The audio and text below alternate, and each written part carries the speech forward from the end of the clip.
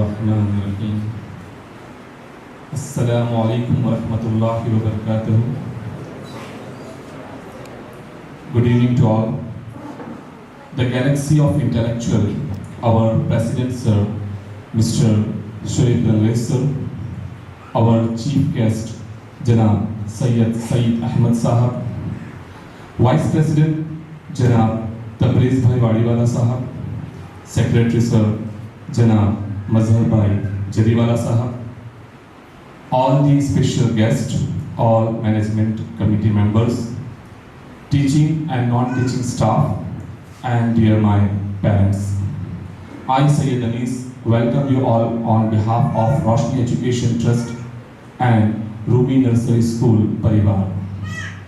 As every program begins with the name of Allah Subhanahu wa Ta'ala, so let's pray for our bright future of our community and our nation. So for prayer, I would like to request Janab Hafiz Umar Sahab for the prayer. तेरी कुदरतों का शुमार क्या, तेरी वुसअतों का हिसाब क्या, तेरी कुदरतों का शुमार क्या, तेरी वुसअतों का हिसाब क्या, तू मुहीत आलमे रंग-ओ-बू, तेरी शान जल्ले जलाल हो, तेरी शान जल्ले जलाल हो। अऊज़ु बिल्लाहि मिनश शैतानिर रजीम। बिस्मिल्लाहिर रहमानिर रहीम। लौ अंज़लना हाज़ल क़ुरआन अला जबलिन लरअयतहु मुतसद्दिअन मिन खशियतिल्लाह।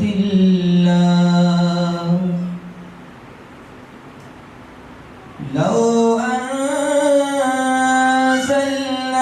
हाज़ल क़ुरआन अला जबलिन लरअयतहु खाशिअन मुतसद्दिअन मिन खशियतिल्लाह।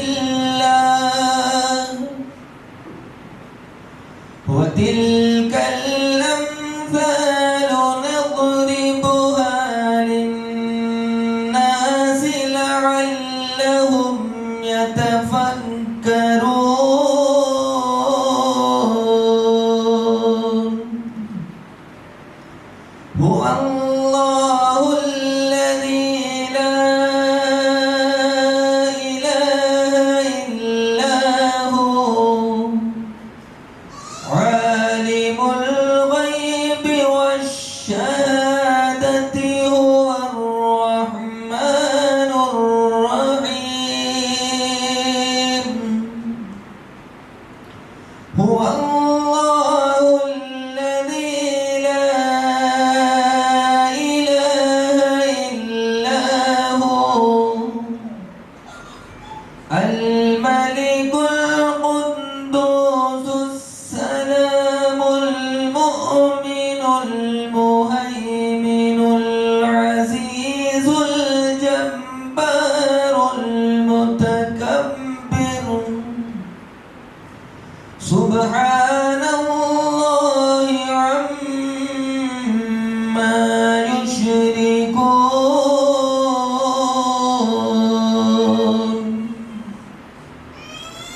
هو الله الخالق البارئ المصور له الأسماء الحسنى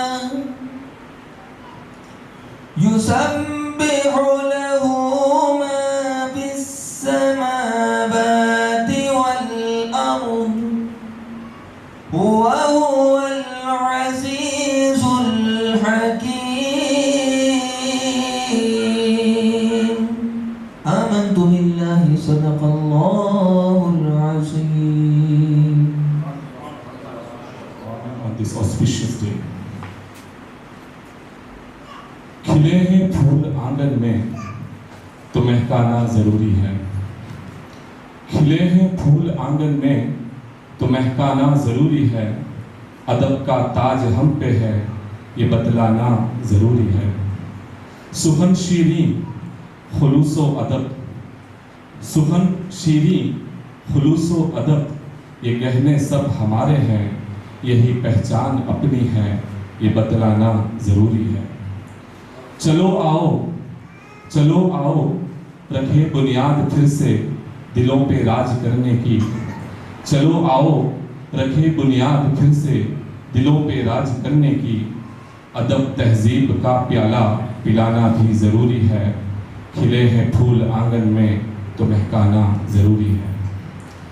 Now, to moving ahead, I would like to request our leader, our guide, our philosopher, yes, our president sir, Janab Mr. Shoaib Langlis sir, to write on the Roshni Education Trust and Rumi Nursery School. Sir. वरहमतुल्लाहि वबरकातुहू। रोशनी education trust की बुनियाद किस वजह से रखी गई और उस बुनियाद के तहत रूमी नर्सरी स्कूल को स्टार्ट किया गया था।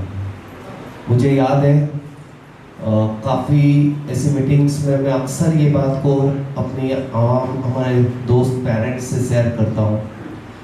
बस एक सोच थी, काफ़ी वक्त से चलती आ रही थी, दिल के कई कोने में था कि कुछ कमी महसूस हो रही है सूरत की सरजमीन पे। एजुकेशन से जुड़ा हुआ था, वक्त निकलता जा रहा था, बट दिल के कोने में था कि कुछ ऐसा होना चाहिए कि हम अपनी कौम के बच्चों के लिए कुछ कर सकें। अल्लाह ने इल्म से नवाजा, अपना एजुकेशन कंप्लीट किया, एक अच्छी सी जॉब हासिल की, काफ़ी दोस्त भी साथ में थे, सब वेल सेटल हो गए, हम भी वेल सेटल हो गए। बट दिल के कोने में ये था कि इल्म तो हासिल कर लिया, जिससे लिए उसे कैसे लौटाएंगे। तो बस वो कोने में, दिल के कोने में वो बात रह गई थी। और कहते हैं सोच से मिलती है तो एक बुनियाद बनती है। ऐसी ही सोच रखने वाले हमारे तबरेज़ भाई थे, उनसे पहली मुलाकात हुई, हमारे मज़हर भाई उसमें ज्वाइन हुए, हम तीनों की एक मुकम्मल सोच बनी और रोशनी एजुकेशन ट्रस्ट की एक बुनियाद रखी गई। काफ़ी उसमें कसम में थे कि हम किस प्लेटफॉर्म पे काम करना चाहते हैं। काफ़ी हमने स्कूल का तो सोचा था कि हम ऐसे स्कूल स्टार्ट करते हैं। हमारे सोसाइटी के काफ़ी लोगों से हमने मशवरे किए, तो कहीं से कोई सजेशन आया कि आप अपर लेवल पे काम कीजिए, अच्छे इंस्टीट्यूट खड़े करके कोचिंग इंस्टीट्यूट पे काम कीजिए। बट कई दिल के कोने में था कि जो चीज़ ऑलरेडी एज पे पहुंच गई है उन पे काम करेंगे तो वो जो चेंज लाना है वो कैसे आएगा। तो बस हमने वो सोच के बुनियाद पे काम करना बेहतर समझा, और वो बुनियाद थी नर्सरी स्कूल, जहाँ पे वो बीज बोए जाते हैं जो फ्यूचर के एक दरख्त बनने के लिए तैयार हो जाए, और वो दरख्त ऐसे हो कि उस दरख्त के साए में काफ़ी आने वाली नस्लें आराम फरमा के अपना गुजारा निकाल सके। तो बस वो सोच थी, रोशनी एजुकेशन ट्रस्ट की बुनियाद थी, और उसी बुनियाद के तहत रूमी नर्सरी स्कूल को हमने आगाज़ किया। काफ़ी परेशानी हुई थी, आज भी मैं ये काफ़ी मेरी हर महफिल में ये बात बोला हूँ कि हमारी ओपनिंग सेरेमनी की डेट थी 28 मार्च 2019 and 22 March was Janata curfew, I think 2020। And बस यूँ समझो कि एक दिन पहले हमारी ओपनिंग होना और दूसरे दिन जनता कर्फ्यू लगना, और वो कर्फ्यू हम जानते हैं, सूरत की आवाम जानती है, दुनिया और देश जानता है कि वो कर्फ्यू लगातार हमने 2 साल तक सब्र किया। बस ये बुनियाद को हमको बनाए रखना था। 2 साल तक रूमी नर्सरी स्कूल अपनी जगह पे खड़ी रही, जो था बस हिम्मत थी, हिम्मत देने वाले थे कि नहीं इंशाल्लाह एक वक्त आएगा कि ये रूमी नर्सरी स्कूल अपना काम करके दिखाएगी।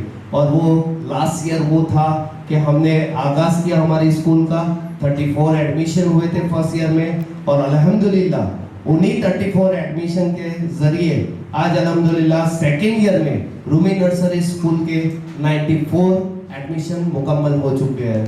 और इन 1 year whatever growth we get, that is the success that I must say कि हमारे ऊपर जो पेरेंट्स का भरोसा था वो फर्स्ट ईयर में जिस तरह से हमने पेरेंट्स के रिव्यू आए और हमारे टीचर्स की जो मेहनत रही थी उसका ये फल निकला है कि सेकेंड ईयर में और हमारे एडमिशन बढ़े और इंशाल्लाह रूमी नर्सरी स्कूल की बुनियाद जिस बुनियाद पे रखी गई है Islamic education with modern education और वो हम देके रहेंगे और हमारी मुस्लिम सोसाइटी की जो रिक्वायरमेंट्स है हम क्यों कॉन्वेंट्स को हम टक्कर नहीं दे पाते, क्यों हम उनसे पिछड़ा हुआ महसूस करते, बस वो एजुकेशन इसी सोसाइटी में रहते हुए हम हमारे मुस्लिम बच्चों के लिए काम करेंगे।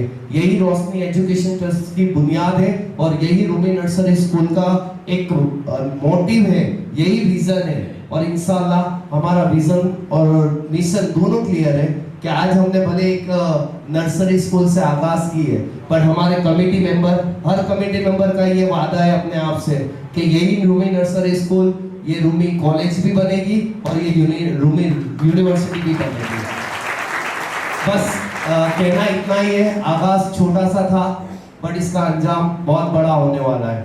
बस यहाँ पे मैं मौजूद तमाम पेरेंट्स से रिक्वेस्ट करूंगा आपका सपोर्ट रहा तो इंशाल्लाह। और ये बात है कि हमने काम करना तो बच्चों पे स्टार्ट किया था सर, बट अभी यहाँ पे जितने भी पेरेंट्स बैठे हैं ना तो मोस्टली आज फर्स्ट चाइल्ड सेकंड चाइल्ड वाले ही है, तो ये वो यंग जनरेशन भी हमारे साथ अवेलेबल है।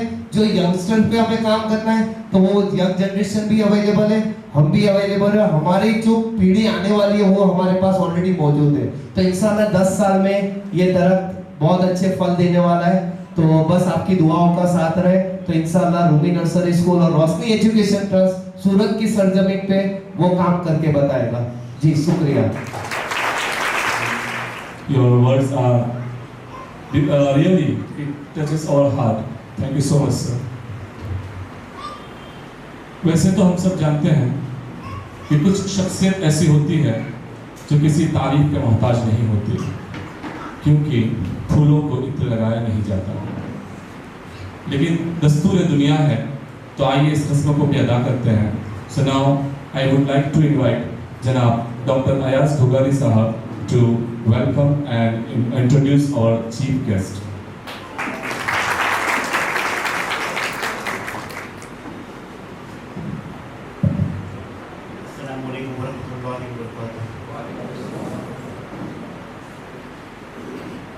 More than 1450 years ago, दुनिया जब अंधकार के अंदर थी, कहीं पे कोई रोशनी नहीं थी, तो आमिना के घर एक रोशनदान रसूलुल्लाह की समत के अंदर पैदा हुए और ये पूरी दुनिया रोशनी से भरी पड़ी। उसी मकसद को लेते हुए आज ये रोशनी ट्रस्ट आगे बढ़ रहा है। इंशाअल्लाह जिस तरह से वो रोशन आबाद है इसी तरह से ये रोशनी भी आबाद रहेगी। आमीन। सर की इंट्रोडक्शन के लिए मुझे कहा गया, सर का पहले नाम मैं बोल दूं आपको, सैयद सईद। मैं समझता हूं सैयद का माना उर्दू अल्फाजों में होता है सरदार, ठीक है। तो वो आप रसूलुल्लाह की नस्ल की औलाद हो, ठीक है। जो सरदारी रसूलुल्लाह ने की नबियों के ऊपर, तो वो सरदारी हमें दिख रही है कि आज हमारे पल पल के एजुकेशन के अंदर, पल पल की ज़िंदगी को बसर करने के लिए रसूलुल्लाह का जो एजुकेशन हमें काम लग रहा है, उन्हीं की नस्ल से आज हम पेरेंटिंग की कुछ बात सुनने वाले हैं। मैं समझता हूँ कि अगर सरदार मजबूत होता है, सेनापति की तलवार की धार बताती है कि सेना कितनी मजबूत है। आज हमें सुनाने वाले, आज हमें सिखाने वाले सरदार है, सैयद है, तो डेफिनेटली हमारा आने वाला पेरेंटिंग अच्छा ही होगा। उसी उम्मीद से हम माइक सर को हैंड ओवर करते हैं। मुझे कहते हुए बहुत खुशी हो रही है कि 20 से ज़्यादा क्लब राज्यों के अंदर सर के सेमिनार होते हैं। अनकरीब मोर देन 7 कंट्रीज़ के अंदर आपके दौरे रहते हैं और अभी तक मोर देन 2500 2500 से ज़्यादा मोटिवेशनल सेमिनार आप कर चुके हैं और अनगिनत स्टूडेंटों को आप यही काउंसलिंग के अंदर, यही मोटिवेशन के अंदर ला चुके हैं। इंशाअल्लाह अल्लाह रसूल से उम्मीद है कि सर का बेनिफिट हम बहुत उठाएंगे आज इंशाअल्लाह। उनकी बात, उनकी तरबियत ही जो भी प्रोग्राम्स है, वो जो हम पे रोशनी डाल के जाएंगे, इस रोशनी को रोशन करने के लिए हम उस रोशनी का भरपूर उपयोग करेंगे इंशाअल्लाह। अस्सलाम वालेकुम।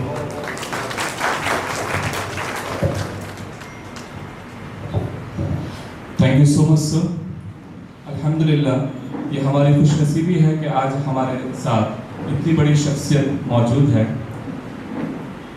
इनकी अचीवमेंट्स की फहरिस्त इतनी लंबी है कि इतने कम वक्त में इतनी ज़्यादा बातें बताना हमारे लिए बहुत डिफ़िकल्ट है।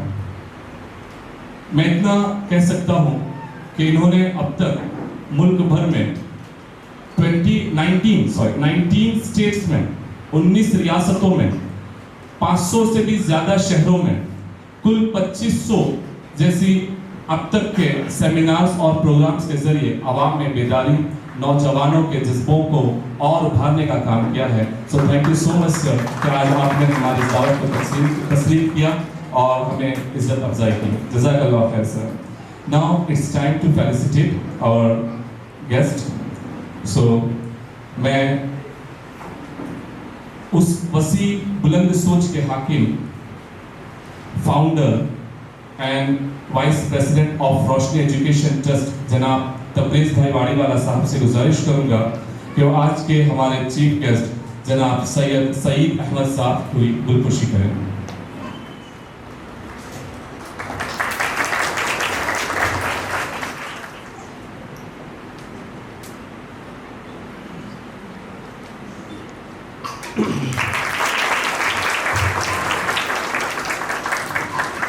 और सेक्रेटरी सर जनाब मजहर भाई Jaliwala sahab to felicitate our guest of honour जनाब डॉक्टर अयाज गुगारी साहब।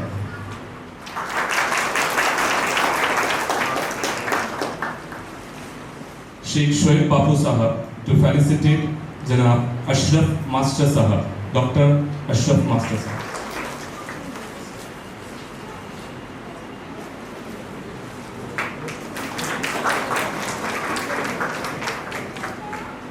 जनाब डॉक्टर सैयद सईद अहमद साहब कि वो आज के इस प्रोग्राम का आगाज करें सर।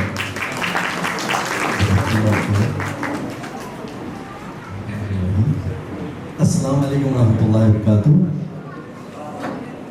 सारी तारीफ़ें उस अल्लाह के लिए जो रोज़ जज़ा का मालिक है। हम उसी की इबादत करते हैं और उसी से मदद चाहते हैं। उस रब्बुल आलमीन की हम्द सना के बाद मैं दिल की अमीन गहराइयों से ये मेरी आज खुशकिस्मती है कि इस प्लेटफॉर्म से आज मुझे इफेक्टिव पेरेंटिंग इस टॉपिक पे बात करने का, आपसे रूबरू होने का मौका मिला। ये हमने सफ़र शुरू किया है, शुरुआत 6 जुलाई से भी 40 डेज़ अंदाज़न हम ये सफ़र हमारा जारी रहेगा। आई एम सो लकी कि मैं गांव-गांव, शहर घूमते रहता हूँ। हम हर शहर में दस्तक देते हैं। मैं मशकूर हूँ डॉक्टर एसोसिएशन का, पूरे मेम्बरान का, ख़ासकर डॉक्टर फजल साहब, सुहेल साहब, उनकी तमाम टीम का जो ज़रिया बने आप तक पहुँचने का। और यहाँ पर तबरेज़ साहब, डॉक्टर अयाज साहब, ये पूरी टीम, मैं भी किसी से पूरी तरह से वाकिफ़ नहीं हूँ। तालीम और तरबियत और अभी इल्म की अहमियत और बहुत सारे ख्वाबों का तज़किरा किया गया। उम्मीद ऐसी हो जो जीने को मजबूर करे, राह ऐसी हो जो चलने को मजबूर करे।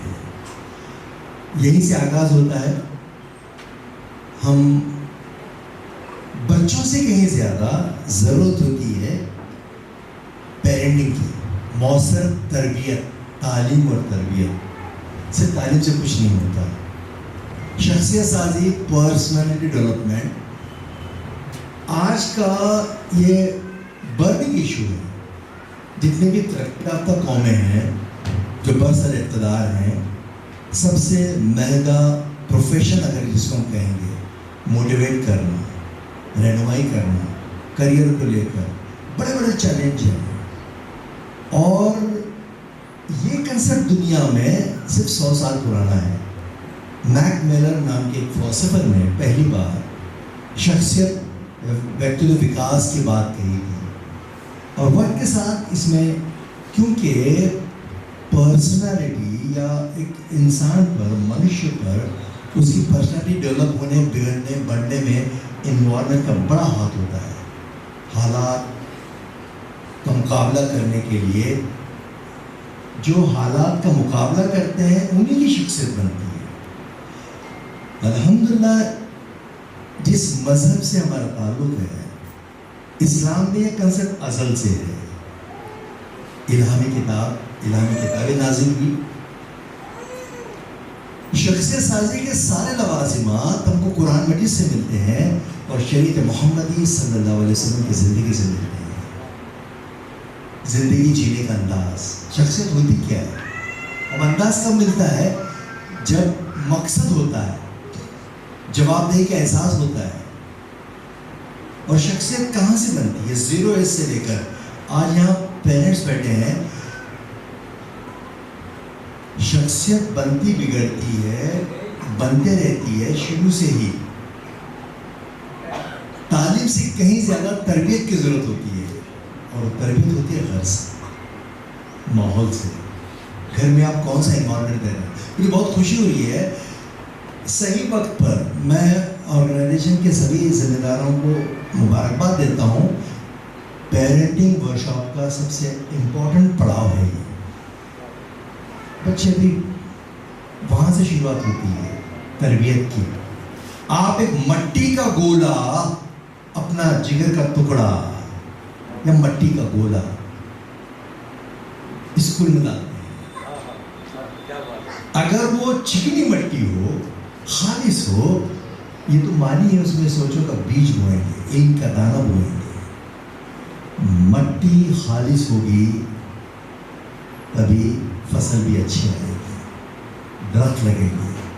मट्टी में रेती है, बालू है, गलाजत है, टेंशन है, घर के झगड़े हैं, मियाँ बीवी का इख्तिलाफ है, आप उसे इन्वॉल्वमेंट नहीं दे रहे हैं, तो तालीम इदारे में भी कुछ नहीं कर सकते। आप मट्टी अच्छी देंगे, अब इसी में बात करेंगे अच्छी। आप देखिए, माँ या बाप, कोई भी अपनी औलाद का दुश्मन थोड़ी होता है, सवाल ही पैदा नहीं होता। लेकिन वो गफलत या तरबियत देने का अंदाज क्या होना चाहिए, बच्चों की सोच का हिस्सा कैसे बनना चाहिए, उस पर हम बात करेंगे। टू द पॉइंट, वो मट्टी खालिस होगी तो ये आकार देंगे, उसको एक शेप देंगे या मटका बनाएंगे जो आने वाली नस्लों के लिए ठंडा पानी देने का जरिया बने। वो मट्टी हमारे आंखों की ठंडक कैसे बने, इसी पे हम बात करेंगे। मौसम तरबियत, आज की जो चैलेंजेस हैं, खतरनाक चैलेंजेस हैं। पहले ऐसा नहीं था, अब दुनिया मुख्तसर हो चुकी है।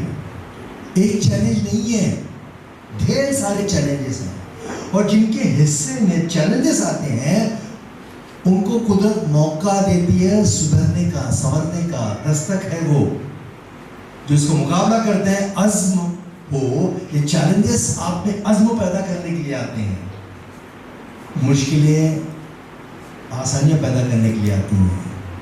अंधेरे में ही सितारे चमकते हैं। याद रखिए, हम जिस दौर से गुजर रहे हैं, जो कम्युनिटी गुजर रही है पिछले कई सालों से, जो इन्वायरमेंट है उसके जो नफरतों का समझिए, ये अलग चैलेंजेस हैं बाहर के। हम जब काम के बनेंगे तभी तो नफरतें कम हो जाएगी। हमको मुहासबा करना पड़ेगा, हमारी आने वाली नस्लों को हम कौन सी जिंदगी देकर जाने वाले, डर की, खौफ की, एहसास कमतरी की, डिप्रेशन की। ये बहुत बड़ा चैलेंज है साहब। ये एक ट्रेनिंग प्रोग्राम है, ये लेक्चर मत समझिए इसको। आपका इंडिविजुअली इसमें इन्वॉल्वमेंट चाहिए। बच्चे देखिए, एक्सपर्ट्स के मुताबिक नॉलेज, ज्ञान, इस्लाम का वजूद किताबों के जरिए हुआ है, इलामी किताबों के जरिए हुआ है, इल्म आया है, और तरबियत देने के लिए हर दौर में रब्बुल आलमीन ने रसूलों को भेजा, और उसी से शख्सियत बनती है, सिर्फ तालीम से नहीं बनती। आपने खूब तालीम की और तरबियत आपने नहीं दी तो शख्सियत नहीं बनेगी। आपके जज्बे को सलाम, एक माँ के, एक बाप के, मैं उन पे डाउट नहीं करता। वो एक्चुअली आज सहूलतें पैदा करने को तरबियत समझी जाती है। बच्चों को अच्छा रखने की, खूब उनके अरमान पूरे करने की। मुझे ज़िंदगी में कुछ नहीं मिला, मैंने बहुत मेहनत की, तो इसको सब कुछ मिलना चाहिए। ये जो पप्पू बनाने की जो तरबियत है, पप्पू ही बोलेंगे उसको, नाअहल बनता है बच्चा। हर उसकी ख्वाहिशात को पूरा करना तरबियत नहीं है, पालना तरबियत नहीं है साहब। पालता तो चरिंद परिंद और जानवर भी बहुत अच्छी तरह से अपनी औलाद को। इंसानी औलाद, इंसानी बच्चे को, इंसान को कुर्बत की जरूरत है। कुर्बत 3 चीजें होती हैं, बॉन्डिंग, रिलेशनशिप एंड रेपो। ये एक ट्रायंगल होता है। स्पिरिचुअल डाटा, यहाँ की ज़मीन, ज्योग्राफी के अगर कोई स्टूडेंट है उनको पता होगा, जहाँ स्पिरिचुअल डाटा कहते हैं, मुसल्लस के नुमा ज़मीन जो होती है वो बहुत सरखेज़ कहलाती है। तो ये 3 चीज़ें कौन सी हैं तरबियत में? तरबियत खरीदी नहीं जा सकती, हम तरबियत को खरीदना चाहते हैं। बड़े से बड़ा आलिम लगा रहे हैं, बड़े से बड़े स्कूल दे रहे हैं, बड़े से बड़ा फीस दे रहे हैं, लेकिन वो कच्चा माल जिन इंस्टीट्यूट या जिस गुरु के पास जिस सरपरस्ती में जा रहा है, वो माल भी तो सॉलिड चाहिए। अरे कपड़ा तो अच्छा चाहिए, दर्जी फिर उसको अच्छा डिज़ाइन देगा। तो कपड़ा ही अगर सही नहीं है, प्रोडक्शन ही ख़राब है, तो भाई कितना भी भारी ड्रेस बने, काम का नहीं रहेगा साहब। तो कौन सी चीज़ें हैं जो आज हमको यहाँ से लेकर जानी है? मैं जज्बाती बातें नहीं करता हूँ, जज्बात उतने ही होने चाहिए जितनी ज़रूरत है। रोने से मसले हल नहीं होते। जज्बात में एक इंटेलेक्चुअल, एक जिम्मेदारी का एहसास, इन चैलेंजों को किस तरह से हम हैंडल करें। माँ वो अजीम हस्ती है जो अपने बच्चे को कामयाब देखना चाहती है, हर पल कामयाब देखना चाहिए, उसकी गुट्टी में है। वो बेहिसाब प्यार करती है अपनी औलाद से। प्रॉब्लम कहाँ होती है? मौजरत के साथ तरबियत देने का उसको अंदाज नहीं मालूम। सिर्फ अंधी मोहब्बत से कुछ भी नहीं होता। तो जीतता हुआ देखना चाहती है, ये उसकी अरमान है। और बाप वो अजीम हस्ती है जो जाहिर भी नहीं कर पाता मोहब्बत का। कई बाप तो इजहार भी नहीं कर पाते, प्लेन चेहरे के साथ घूमते हैं, लेकिन अंदर उनकी जो गड़बड़ी होती है औलाद को लेकर, नस्लों को लेकर एक फिक्र होती है। वो बच्चों की जीत के लिए रोजाना हारने को तैयार रहता है, लेकिन वो इजहार नहीं कर पाता, इसलिए रैपो भी नहीं बनता, रिलेशनशिप भी नहीं बनते। वो जो तीनों एक बॉन्डिंग, सोच का हिस्सा भी नहीं बन सकते। मेरे बच्चा क्या सोचता है, उसके रुझान को समझना और उस हिसाब से एक एनवायरनमेंट की, बच्चा चुप है तो चुप क्यों है, खामोश है तो खामोश क्यों है, हंसता है तो क्यों हंस रहा है। ये सारी चीजें देखिए, कुदरती तौर पर एक्सपर्ट्स के मुताबिक 0 एज से लेकर एट द एज ऑफ 14-19 तक ये टीन एज ही कहलाता है। टीन एज शुरू होता है 13 से, 13, 14, 15, 16, 17, 19। कुछ एक्सपर्ट्स ये कहते हैं कि एट द एज ऑफ 14 तक या 19 तक बच्चों को स्पेशली माँ बाप की सरपरस्ती की जरूरत है, तरबियत। उसके बाद हवा के रुख पे रहने दो, ये चलना सीख जाएगा। ये बच्चा लड़खड़ाएगा तो चलना सीख जाएगा। क्योंकि सबसे बड़ा चैलेंज होता है एट द एज ऑफ 13।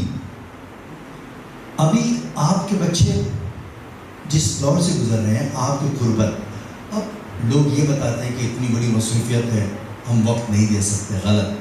तो वो टेक्निक क्या होगी, बच्चा कहाँ से सीखता है? एक्सपर्ट्स के मुताबिक इससे कमोबेश हो सकता है 0 से लेकर 3 साल तक।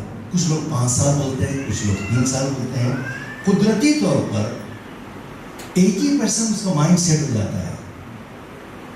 सीखता कहाँ से आदमी, कहाँ से सीखता है सर? कहाँ से सीखता है? माहौल से सीखता है। वो बोलना किसी किताब से सीखता है क्या?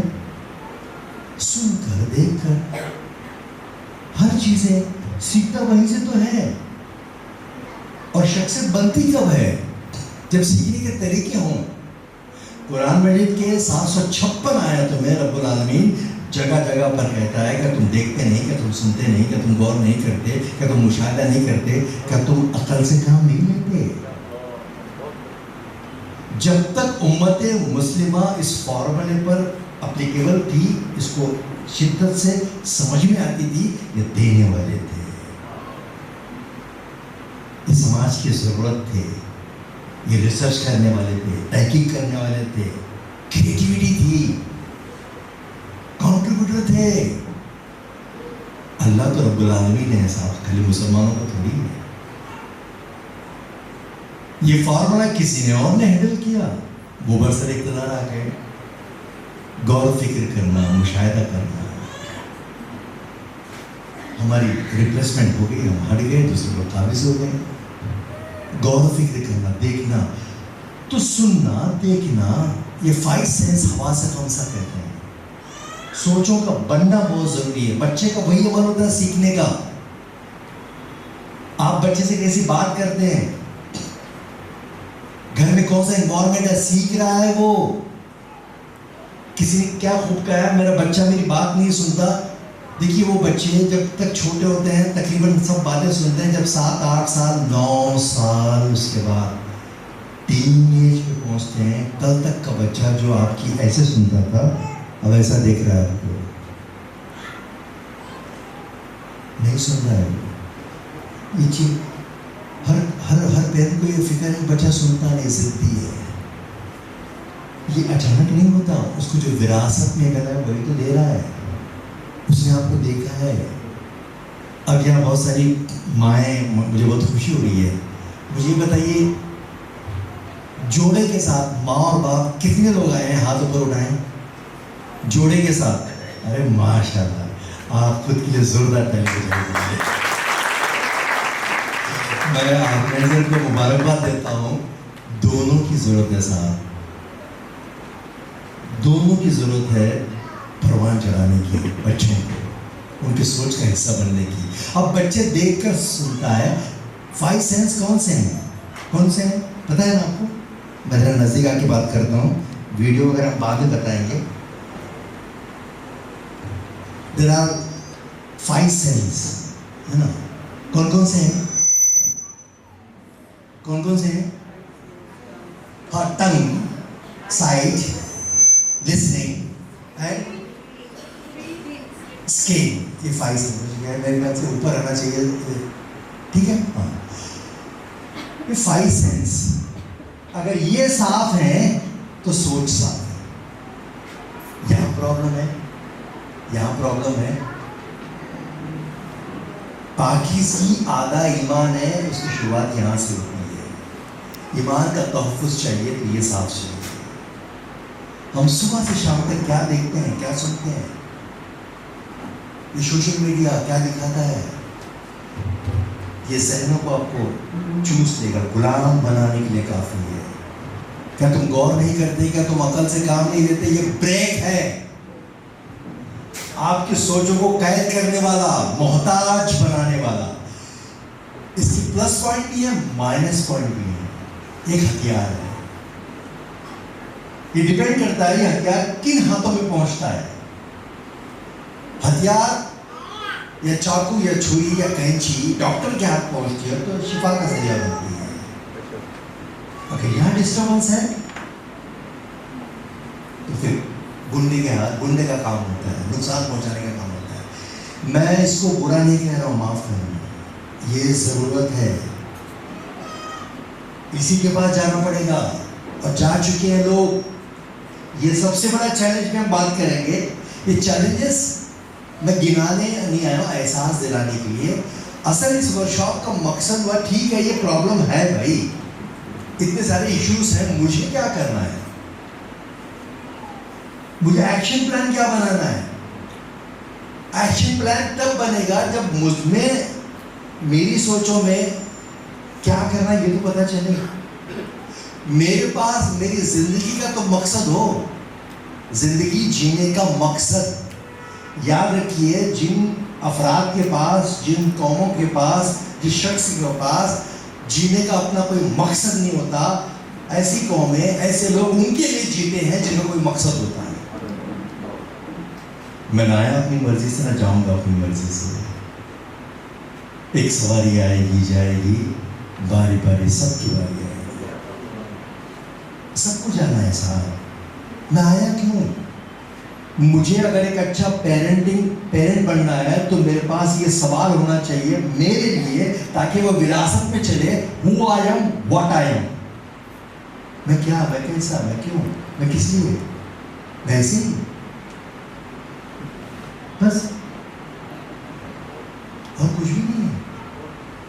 हमने तरक्की, मटेरियलिज्म को तरक्की समझा, पैकेज को समझा, किरदार को नहीं समझा।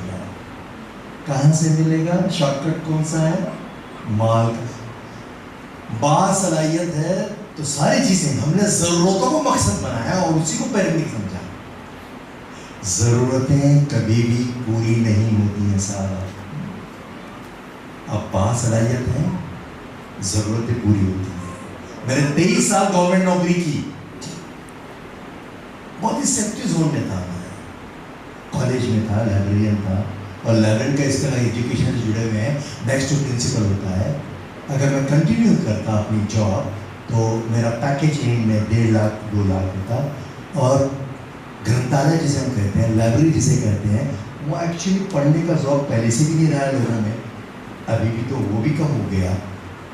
तो ड्यूटी ऐसी होती थी, खाली दिमाग रहना, खाली दिमाग आना, हायर अकैडमी देखे मुस्कराना, वो भी। लेकिन जहाँ मकसद होता है वो हर जगह हरकत में होता है। मैं अपने वी आर सो लकी कि हमको एक तरबियत मिली, एक तो माँ बाप की तरबियत मिली, माँ का बहुत बड़ा रोल है ये हिम्मत दिलाने में, फैमिली का। मैं अपने कॉलेज लाइफ में इस तरह के वर्कशॉप अटेंड किया था 5 दिन का। वो सोच बनी, वो बीज बना, और उसका नतीजा वो परवान चढ़ा वक्त के साथ। इतनी हिम्मत पैदा हुई कि मैं अपना सरकारी जॉब छोड़कर इस फील्ड में आ गया फुल टाइम। और उसके लिए मैं सीखा अपने बच्चों से, अपनी फैमिली से। वही आपके साथ मैं शेयर करूँगा कि क्या करना है हमको। तो बहरहाल बात चल रही थी, मेरे पास मकसद हो, 5 सेंस की बात हो रही थी। ये साफ है तो सोच साफ है। अब देखता है बच्चा, देखता है और सुनता है, देखता भी सुनता है। हम अच्छा सुनाते हैं बच्चे को, झूठ नहीं बोलना, है ना, गिबत नहीं करना, रिश्तों का एहतराम करना। कोई भी ऐसा घर नहीं है जो खौफ खुदा, या फिर कुछ लोग जहालत में तरबियत को बुड्ढाएगा, पकड़ेगा, खाएगा, डराने का तरबियत देते हैं। डरपोक बनाने का भी एक तरीका है। आप वही तो सिखा रहे हैं उसको, हमेशा डरना हो। या फिर तो ये जो इन्वायरमेंट हम देते हैं, फॉर एग्जांपल यहाँ बहुत सारी माएँ हैं, तो रिश्तेदारी में आपके उनके बहन आती, क्या बोलते हैं उसको, पप्पू, उनकी बहन, बच्चों के साथ आते हैं छुट्टियाँ मनाने। घर का बच्चे बहुत, मैं मिसाल दे रहा हूँ समझने के लिए, बच्चे सीखते कैसा हैं। तो बहुत खुशगवार माहौल होता है, बस छुट्टी के दिन है, फिर बहन बोलती है आज मैं मेरे भाभी और भाई के घर जा रहे हूँ बच्चों को लेकर, है ना। खूब इंजॉय करते हैं, खाना खाते हैं, मज़ा करते हैं।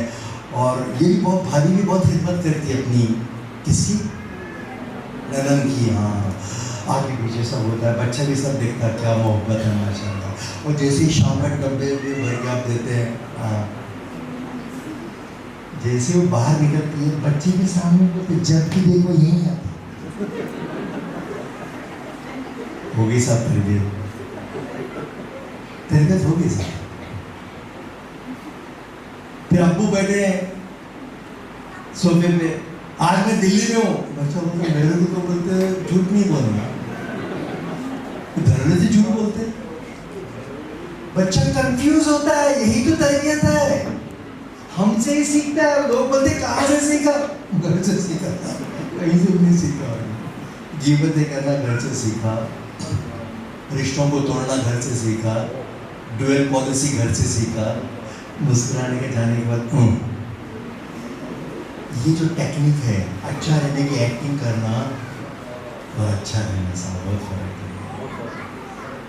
उसके लिए बहुत कुर्बानी देनी पड़ती है। डिस्प्यूट कहाँ नहीं होता, झगड़े कहाँ नहीं होता, दो भाइयों में झगड़े हैं तो उसका असर नीचे नहीं आना चाहिए। हम लड़ेंगे लेकिन तुम्हारे चाचू हैं, तुम्हारे अब्बू है, तुम जाएंगे बात करेंगे। रिश्तों को मजबूती जब आती है ना सब, वहीं से पर्सनैलिटी बनती है, वो प्रोडक्शन बनता है। बहुत सारे मसाले हमारे पास, मैं बारी बारी बात करूंगा तो रिश्तों की बात करते हैं। हम सबकी शिकायतें बच्चे सुनते नहीं है, क्योंकि हमने कब उनको सुना, हमने सुना नहीं। उनको सुनना ये तो कि अब इसके रिजल्ट्स कैसे खतरनाक आते हैं। तो बच्चा खूब सुनता है, बाद में हमसे बोर होता है, फिर नहीं सुनता है, उसको पता चलता है। छोटे बच्चे से पूछो किसके जैसा बनना चाहता है, वो बोलता अम्मी जैसा, अब्बू जैसा। 13 साल के बाद, 14 साल के बाद पूछो किसके जैसा बनना चाहता है, वो तो शाहरुख खान। अम्मी ठीक है, अब्बू भी ठीक है। और ये बात बाद में ऐसी होती है, हमारी तरबियत का ही ये प्रॉब्लम होता है, वजह या फिर सोहबत बुरी मिलती है। देखिए हमारा काम है इखलास के साथ तरबियत देना, गारंटी अल्लाह को देने वाला है। अगर ऐसा होता तो हज़रत नूह अलैहिस्सलाम की औलाद नाफरमान नहीं होती। आप अपने हिस्से का काम कीजिए ना, अभी से रिजल्ट क्यों लगाते हैं? तो आप अपने हिस्से का काम जब आप करते जाएंगे तो ये जो सीन होते हैं घर में, तो बच्चा एक एज के बाद हमसे बोर होने लगता है। और सबसे बड़ा हम बच्चों को खुद बोर करते हैं। हर बाप अपने स्ट्रगल सुनाते रहता है। अब बच्चा वो कितने बार सुनाएंगे, अबू बोलता है हमारे ज़माने में मैं जैसा किया था, मैं। अब वो शुरू में एक बार ठीक है, 2 बार ठीक है, वो अपना सुनाता है। उसको मालूम है साहब, उसको बोर मत कीजिए ना, उसका दोस्त बनिए ना, उसको रिस्पेक्ट कीजिए ना, कंपैरिजन मत कीजिए पड़ोसी बच्चे से। नंबर की रेस में बच्चों से बचपना मत छीनिए। सबसे बड़ा प्रॉब्लम आज ये है, बच्चों से बचपना छीनना, बूढ़ा बच्चा बनाना। तो अब इसका मसले का हल कैसा है? दूसरी बात ये तो हो गया बिगड़ते खानदान, डिस्टर्ब घर, अननेचुरल लाइफ। सबसे बड़ा प्रॉब्लम है हम अननेचुरल लाइफ जीते हैं। कुरान मजीद कहता है, मैं इन्वायरमेंट की बात कर रहा हूँ साहब, कुरान मजीद कहता है रात हमने सोने के लिए बनाई, दिन काम करने के लिए। और रात होने के साथ जितने भी चरिंद परिंद, जितने भी जानदार हैं, मैं पूरा इंडिया घूमता हूँ साहब। अगर आज की डेट में देखा है, रात कुरान मजीद में जगह जगह पर है, रात हमने सोने के लिए बनाई, दिन काम करने के लिए। और जो कौमें इसको अप्लीकेबल हैं वो बरसर इक़्तिदार हैं। हमको नफिलों का, सुन्नतों का एहतराम है, होना भी चाहिए, लेकिन अल्लाह के कुछ हुक्म को हम नाफरमानी कहते हैं। रात हमने सोने के लिए बनाई है। मैं पूरा इंडिया घूमता हूँ, इसके लिए कुछ ही शहर बहुत बदनाम है, लेकिन अब तो पूरी कम्युनिटी में जहाँ कहीं रात होने लगती है, शबाब खुमार शुरू होता है कम्युनिटी में, फ्रेशनेस आता है, चालाकी आती है।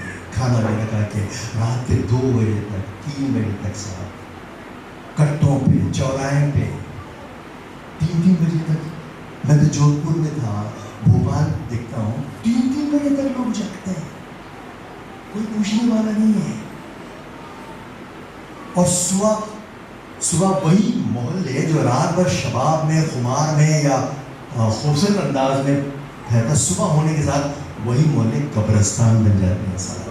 सन्नाटा, किसी का दिल नहीं दुखता साहब। ये अल्लाह के हुक्म की नाफरमानी होती है, कोई इस पर मुहिम चलाने के लिए तैयार नहीं है। अल्लाह इकबाल का कितना प्यारा शेर है, किस कदर तुम पे गिरा सुबह की बेदारी है, हमसे कब प्यार है, नींद तुम्हें प्यारी है। और सबसे बड़ा ज़वाल की सबब नहुसत, चरिंद परिंद, मुर्गी बकरी मूंगी गाय हत्ती जितने भी जानदार हैं सब आंखें मोल लेते हैं। फिलहाल 3 ही लोग हैं जिनकी आंखें खुली रहती हैं, एक कुत्ता, एक उल्लू, तीसरा कौन है बताने की जरूरत नहीं। कमाल की बात है साहब, इसमें मुहिम चलने की जरूरत है, वरना रोबोट बनाएंगे हम, मशीन बनाएंगे, तरबियत नहीं हो पाएगी। जो नेचर के साथ जुड़ता है वो बाहिम्मत होता है। रात सोने के लिए तो सो जाना चाहिए। मैं तो कहता हूं ये सिस्टम जीने के लिए मैं बच्चों के साथ जब एहसास दिलाता हूं तो बच्चों के लिए जहाज से कम नहीं जल्दी सोना। ये घर सोता ही नहीं। अगर कोई सोने की कोशिश करे, पड़ोसी बोले बीमार है क्या, नहीं, ईशा के बाद फौरन सो रहे, बीमार आदमी सोता है। अरे बीमार आदमी को नींद नहीं आती साहब, वही जागता है तकलीफ से। सेहतमंद आदमी तो फौरन सो जाता है। और डिस्टर्ब करने के लिए सबसे बड़ा प्रॉब्लम आया है ये मोबाइल कल्चर, सोशल मीडिया साहब। एक सर्वे हुआ है हाल ही में, 5000 लोगों पर सर्वे हुआ। उसमें सर्वे में बात जाहिर हुई कि तकरीबन एक नॉर्मल आदमी जो एडिक्ट नहीं है मोबाइल का, ये जरूरत की चीज बनी है। आज बिजनेस इसमें चलता है, एजुकेशन इसमें चलता है, दुनिया मुख्तसर हो चुकी है, इंफॉर्मेशन सेंटर बढ़ गया है, अनवांटेड इंफॉर्मेशन मिल रही है जो जरूरत भी नहीं जिस बात की, इसीलिए तो कंफ्यूजन है, व्हाट्सएप यूनिवर्सिटी जिसको हम बोलते हैं। तो 250 बार मिनिमम है, मैक्सिमम एक आदमी उसको देख रहा है। आज 24 घंटे में 250 टाइम्स, ये कम भी हो सकता है, ज्यादा भी हो सकता है। सर्वे में ये भी बात आई है कि 46% लोग इसको रात में 32 से 40% लोग टॉयलेट में लेके जाते हैं, वहां भी सुकून से नहीं मिलते। एडिक्ट है ये, गुटखे से भी ज्यादा भयानक नशा है, शराब से भी ज्यादा भयानक नशा है। एक शराबी, अट्टल शराबी, आँख खुलने के साथ उसको पैक की जरूरत पड़ती है। एक गुटखा खाने वाला, एक बीड़ी पीने वाला, एक तंबाकू खाने वाला, सिगरेट पीने वाला, आप गौर कीजिए, आँख खुलने के साथ तकिए के नीचे हाथ जाता है उसका। अभी आँख भी नहीं खुलती ना, फिर आती उसको। ये उससे वैसे ही आँख खुलने के साथ मोबाइल के दे रहे हैं। ये जहनों को सुखा देगा साहब, आपकी क्रिएटिविटी खत्म कर देगा, ये जगाएगा। और एक सबसे पहला देने वाली खबर ये है कि 13 घंटे लोग देखते हैं इसको, 24 घंटे में से वो यंग जनरेशन, और इसमें सर्वे हुआ है टीन एज यंग जनरेशन और बूढ़े लोग, जिनके पास कोई मिशन ही नहीं है, वो इस पे गिरफ्तार है। और माँ ही तरबियत दे रही है अपनी राहत तलाश करने के लिए। बोले जब तक वीडियो देखते नहीं खाता नहीं हो। कितना बड़ा गुमराह अपने बच्चे को खराब कर रही है अपनी छोटी सी राहत के लिए। और बच्चे बात करना चाहते हैं, अम्मी अम्मी उसमें कई वीडियोस आते हैं इसके साथ। तो ये बुरा नहीं है माफ करना, इसका इस्तेमाल बुरा हो सकता है।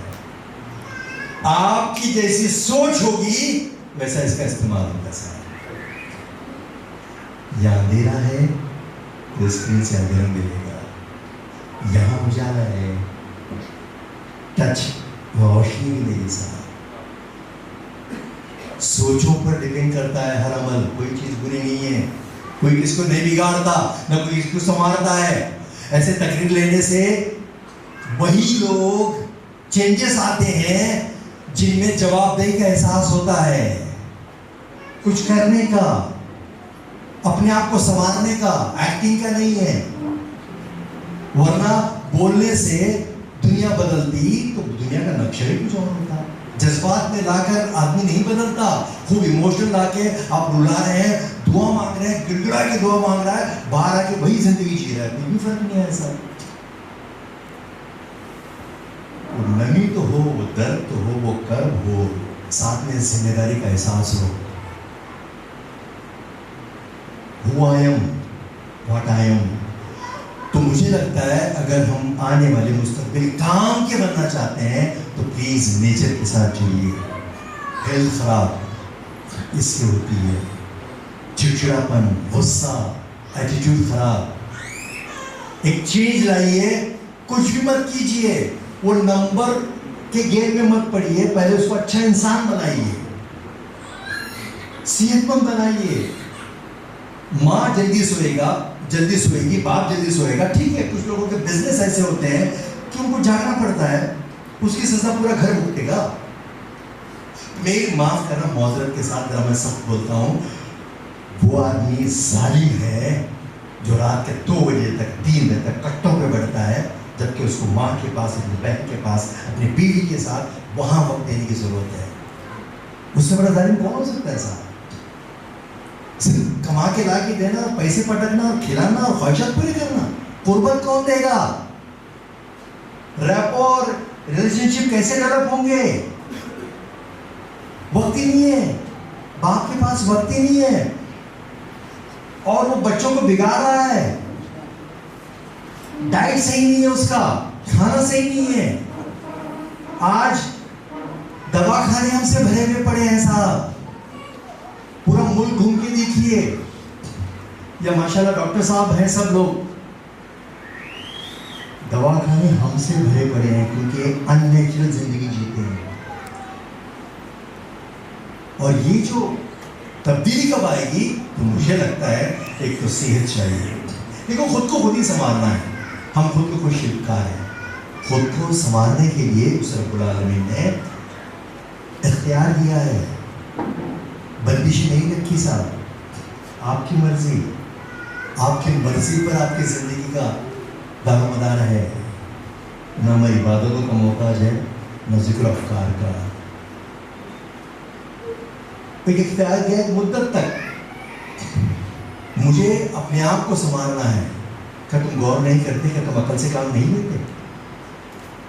तो मैं ट्रेनिंग की बात कर रहा हूँ, आपको एक बेहतरीन ट्रेनिंग देनी है, आपका बच्चा उस एज पर है, आज के बाद एक लाइफस्टाइल चेंज कीजिए।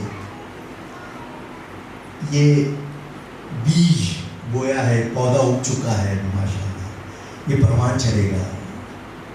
आप कितना वक्त है और कैसा वक्त है?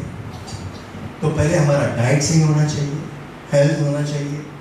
मेरी माँ तंदुरुस्त थी इसलिए मैं तंदुरुस्त हूँ, मेरे वालिद तंदुरुस्त थे इसलिए मैं तंदुरुस्त हूँ। तंदुरुस्ती सोचों की, दिल की, एटीट्यूड की, बिहेवियर की, बर्ताव की। अगर रोजाना बच्चे के सामने उसकी माँ को उसका बाप गालियाँ देता है तो तरबियत कहाँ से होगी साहब? बहुत सारी चीजें मैं सिर्फ इशारा कर रहा हूँ।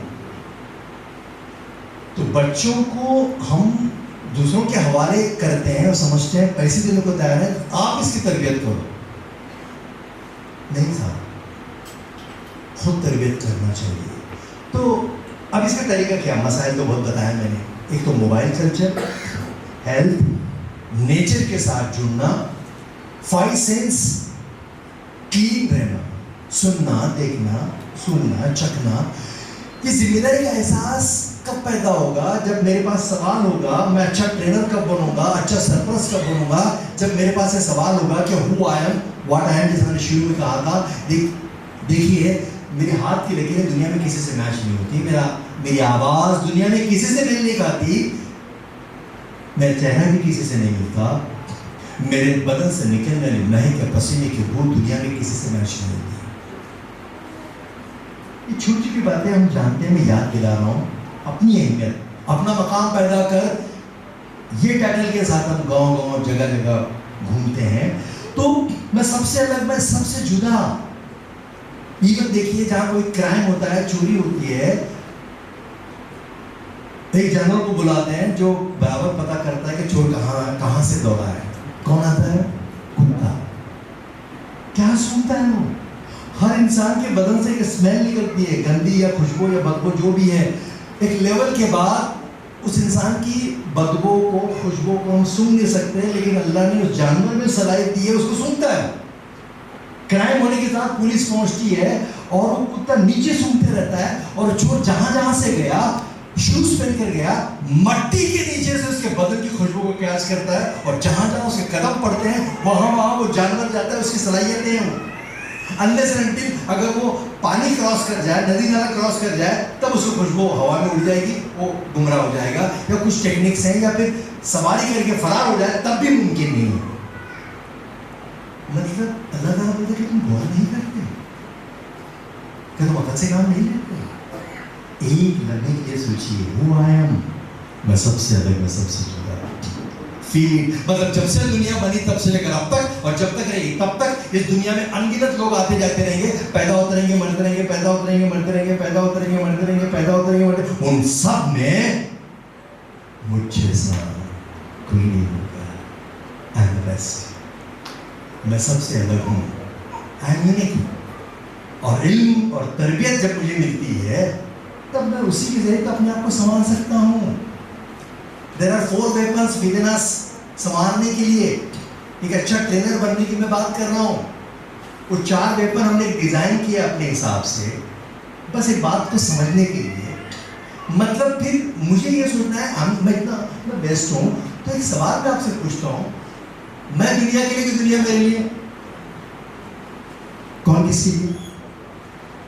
मैं दुनिया के लिए कि दुनिया मेरे लिए? अपना व्यू बताइए इंडिविजुअली। मैं दुनिया के लिए कि दुनिया मेरे लिए? कौन किसके लिए? अच्छा, कितने लोग मानते हैं कि I am the best, I am unique, मैं सबसे अलग, मैं सबसे जुदा, तो मैं दुनिया के लिए? कितने लोग मानते हैं? हाथ ऊपर उठाएं please. Thank you very much, आपका फैसला। ठीक है, हाथ देर तक उठाइए, पता तो चले। I am the best, I am unique, मैं दुनिया के लिए। इतने लोग हाथ उठा रहे हैं कि मैं दुनिया के लिए हूँ क्योंकि मैं बेस्ट हूँ। थैंक यू वेरी मच, देख लिया मैंने, सबको देखा।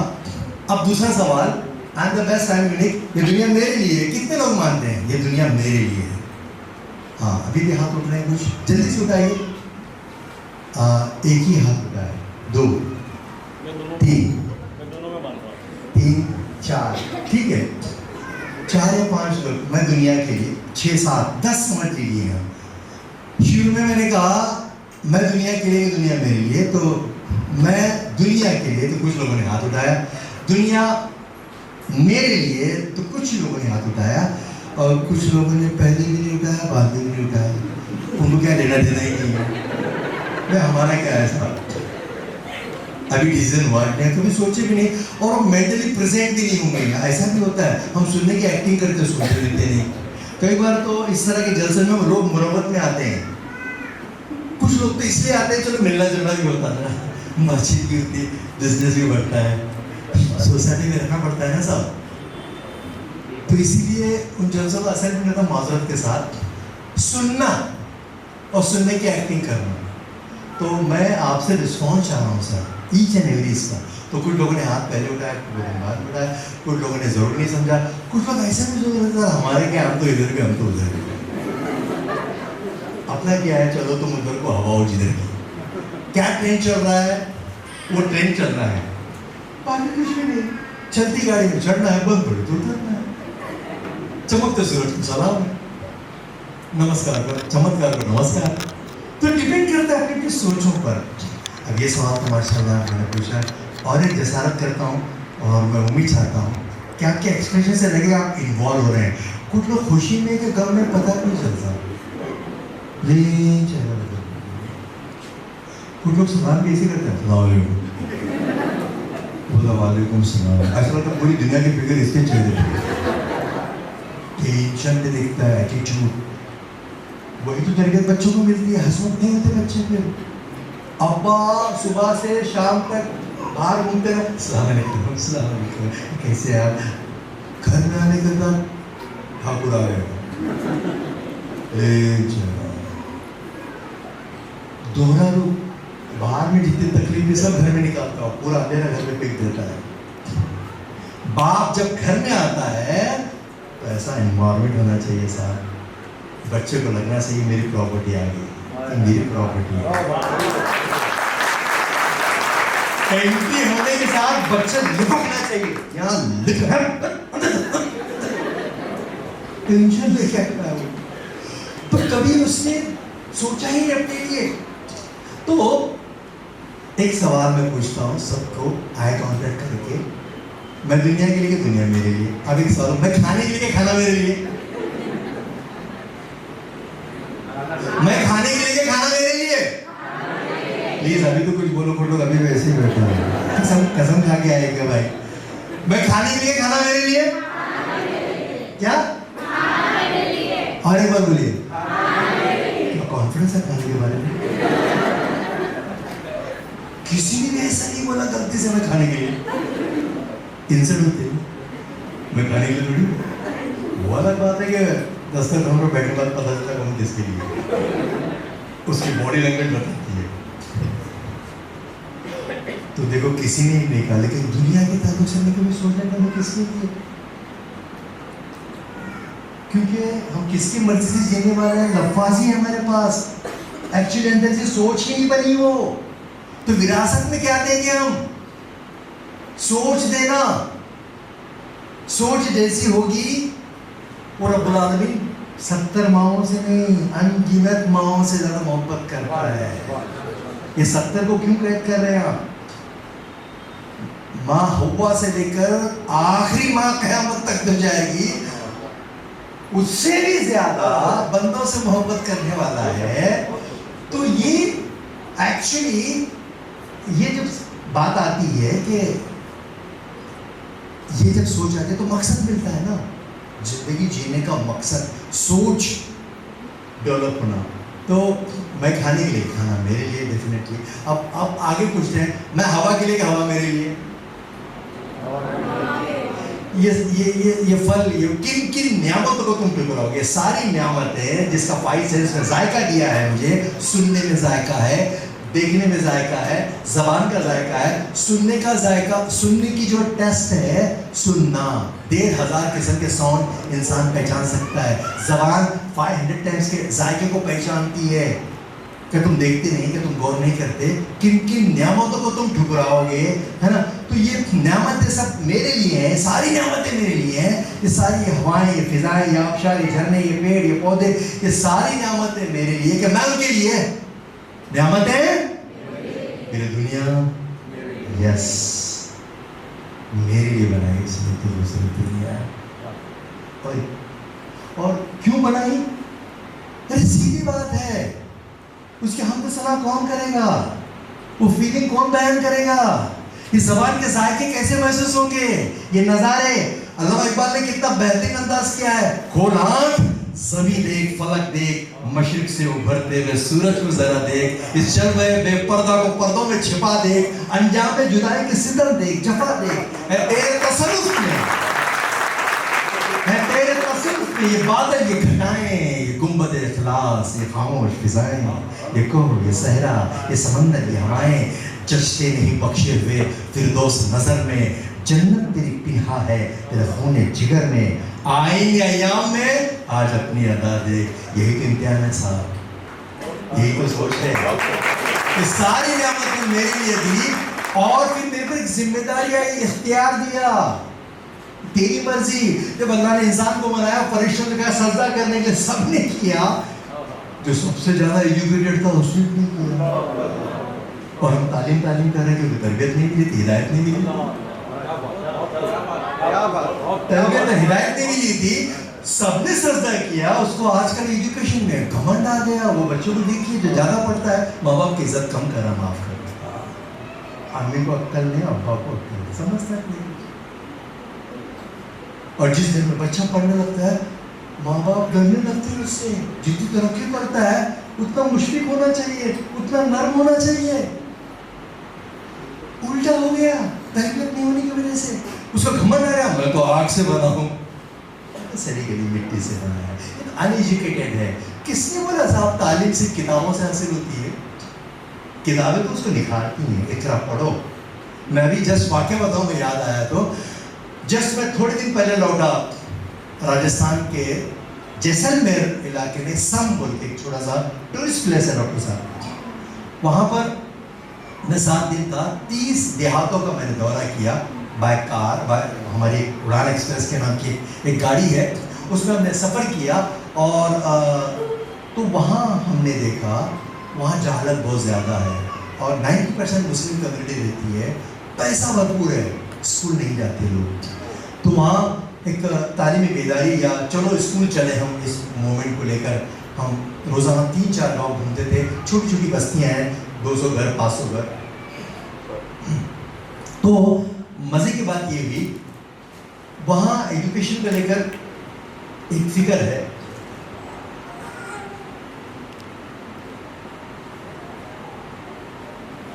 तो वहाँ जो टूरिस्ट का काम करते हैं बच्चे, कभी स्कूल नहीं गए, उनसे सुनिए आप अंग्रेजी, उनसे सुनिए जापानी, जर्मनी, फराडे से बोलते हैं स्पेनिश, कहीं स्कूल नहीं गए। जरूरत ईजाद की माँ है साहब। तालीम वो चाहिए जो हमारी जरूरतों को पूरी करे। किताबी कीड़ा नहीं बनना है। स्विमिंग पे पीएचडी है, पानी में कभी उतरा ही नहीं। डिग्री एक टिकट है साहब। ये टिकट लेकर आपको इतनी सहूलत मिलेगी कि चलती ट्रेन में जो मंजिल की तरफ जा रहा है आपको पता चले मंजिल का, तो आप बैठेंगे तो एंट्री मिल जाएगी उस मंजिल की तरफ जाने के लिए। लेकिन अंदर ट्रेन में चढ़ने के बाद ये साबित करना पड़ेगा कि हूँ आया व्हाट आई एम, मैं क्या काम का हूँ। तो वहाँ भीड़ में भी बैठने के लिए जगह मिलेगी, वरना ऐसे ही जाना पड़ेगा। डिग्री लेके भी देखा, कुछ फायदा नहीं ऐसी डिग्री का। बच्चे के रुझान को समझें। तो बात चल रही थी तालीम की अहमियत की और तरबियत की। तो शैतान को लगा कि उसने कहा कि मैं करता आदमे खाकी को सजदा कैसे मुमकिन है। मैं बरदरिया आतिश मखलूक था, एक सरगना जिन था। सही मिट्टी का ये पुतला मुअज़्ज़िज़ हो गया मुझसे। वो घिन खाता है मुझ पर, जो सर से पार तक घिन था। ये माना साजिश आदम ने थी मुझको मिटाने की, सबब मेरी तबाही का यही इंसान नहीं था। मैं अगली से नहीं हूँ, नस्ल आदम को न बख्शूंगा।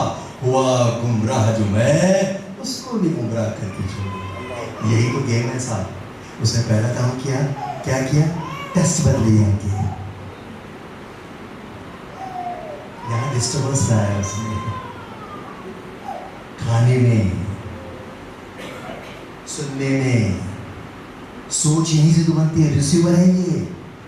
तो आप हमेशा पॉजिटिव जोन में रहेंगे, सही माहौल में रहेंगे, तो इससे बचाव करेंगे। तो यहाँ डिस्टर्बेंस आया। ये जुबान जायके के लिए दिए, मौजरत के साथ गुटखा खाने के लिए थोड़ी दिए। मुंह में गुटखा घूमते हैं, पूरा मुंह भरा होता है। ये कौन सा म्यार है साहब? कम से कम अपने बच्चे के सामने तो मत खाइए, उससे मंगाई मत। सबसे लोएस्ट उसके सामने सिगरेट मत पिए। आप जब ये करते हैं तो डेफिनेटली बड़ा होने के बाद वही करने वाला है। सिर्फ इंतजार कर रहा है, फिर जल्दी चाहता है कि मैं जल्दी से बड़ा हो जाऊं और मैं भी अब्बू की तरह बनूं, गुटखा खाने वाला। जहर साहब। तो ये जो कमें अंदर से खोखला होने साहब, रात भर जागना और खाना खाना, खाना और फिर खाना, और खाने के बाद फिर खाना, और खाना खाना, खाना ही खाना।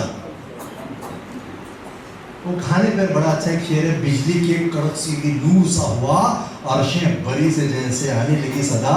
इंसान बेलगाम है रोटी के वास्ते, मुंह फट है बदकलाम है रोटी के वास्ते। पत्थर बने थे पेट पे मेरे रसूल के, किस बात की कमी थी नबूवत के वास्ते। भूखा पड़ा है कोई तो, भूखा पड़ा है कोई तो मछली के पेट में, रहमत तलब की जाती है खिदमत के वास्ते। इंसान खाए सिर्फ इबादत के वास्ते, बेबस लोगों की खिदमत के वास्ते। ये पहले मिशन था हमारे बुजुर्गों का, हमारे आबा अजदाद का, जो अमल पैरा थे, जहाँ जाते थे देखकर लोग दाखिल हो जाते थे उनके साथ। अब उल्टा हो गया साहब, डाउट में आ गए हैं। पाकी आधा ईमान है, गौर कीजिए, जहाँ से गंदे बसें शुरू होते हैं किसकी होती है। शानदार मस्जिदें बनी हुई है, एंट्री होने के साथ असीद का भक्का मारता है साहब। किसका गैरत ईमान तड़पता नहीं है? चप्पल रखने की तमीज नहीं है साहब। उठ के जाता हूँ, मैं पूरी इंडिया की बात कर रहा हूँ। मैं तो घाट घाट का पानी पीता हूँ, मैं किसी एक शहर की बात नहीं कर रहा हूँ। एटीट्यूड वहाँ से पता चलता है। मस्जिद में दाखिल हुआ, रैक बने हुए हैं, रैक पे कोई नहीं रखता। इससे एटीट्यूड को पता चलता है। बॉडी लैंग्वेज, शोरूम है आपका साहब, शोरूम अच्छा होगा तो कस्टमर आएगा। बीमार है लोग ज़हनी तौर पर, ये बीमारी करवाती है लापरवाही, बेगैरती, सेल्फ रिस्पेक्ट एंड यूनिक। खुद की इज्जत करना सीखिए। जो लोग खुद की इज्जत करते हैं दुनिया में उन्हीं की इज्जत मिलती है। और खुद की इज्जत करने वाला का presentation up to the mark होता है। परेशानी कितनी भी हो चेहरे में मुस्कुराहट होती है, कितनी भी परेशानी हो तो ये हमारी नस्लों को देना होगा, आपकी जिम्मेदारी है। अगर आप देने के पहले लायक बनने के लिए खुद की ट्रेनिंग, सेल्फ मोटिवेशन प्रोग्राम बनाइए आज से। There are 4 weapons within us. उसके बाद हम और कुछ देर बात करेंगे। कुछ वीडियोस भी यूट्यूब पे भी देख सकते हैं, यूट्यूब पे बहुत सारे मेरे वीडियोस हैं। तो 4 वेपन है हमारे पास। अच्छा, हमारी बात कौन किसके लिए? तो मैं दुनिया के लिए, क्या दुनिया मेरे लिए? तो दुनिया मेरे लिए है। रब्बुल आलमीन ने एक मुद्दत के लिए मुझे भेजा है और हर एक में डिफरेंट सलाहियतें हैं। वो सलाहियतें सिर्फ एजुकेशन से ही आ सकती हैं। तालीम की जरूरत वहाँ पड़ती है। हर एक में डिफरेंट सलाहियतें हैं, कोई किसी से कमतर नहीं है। कुरान कहता है लक़द ख़लक़ना इंसान फ़ी अहसनि तक़वीम, हमने इंसान को बेहतरीन साख में बनाया, यूनिक बनाया, सबसे अलग बनाया। रिवोल्यूशन लाने के लिए भीड़ की जरूरत नहीं होती है, एक फर्द ही काफी है जो इस फलसफे को समझेगा, निकलेगा, दुनिया बदल देगी। पर वो कौन होगा? हो सकता है आपका बेटा, किधर से भी हो। आप वो कोशिश तो कीजिए, उसके लिए वक्त देना, उसकी सोच का हिस्सा बनना। There are 4 weapons within us. कौन से हो सकते हैं साहब? जल्दी से बोलेंगे। 4 वेपन कौन से हो सकते हैं? नहीं, वेपन्स जो हमारे अंदर है। नहीं, वो तो रिजल्ट है। नहीं, ये तो अच्छी आदतें हैं, बुरी आदतें हैं, दैट इज डिफरेंट। 4 वेपन्स। जो वक्त कम है हमारे पास, हम आपको सोचना, देखिए जो बैठा है उसको भी काम देना तो चाहिए ना। सब इजी तो बोलो तो कैसा होगा? इन्वॉल्वमेंट तो चाहिए ना। आया सुने बहुत अच्छा होता है, तो लेके क्या जाएंगे आप यहाँ से? आज आप जाने के बाद एक डायरी मेंटेन कीजिए, मुझे करना क्या है, मेरे बच्चे के लिए क्या करना है, स्कूल से मेरा रिश्ता कैसे हो। स्कूल से कल भी रिश्ता चाहिए साहब, दिल का रिश्ता चाहिए, क्योंकि आपकी आंखों के अंदर किसी और के हाथ में है। आपका सपोर्ट चाहिए, ताली कहाँ से नहीं बजती, आपका कंट्रीब्यूशन चाहिए। तो बचपन में सब देते हैं, बड़ा होने के बाद कौन से क्लास में पापा को भी मालूम नहीं, और वही मिस्टेक हो जाती है। तो बहरहाल there are 4 weapons within us. कौन से वेपन्स है, कौन बोलेगा? चलो कोशिश तो करते हैं।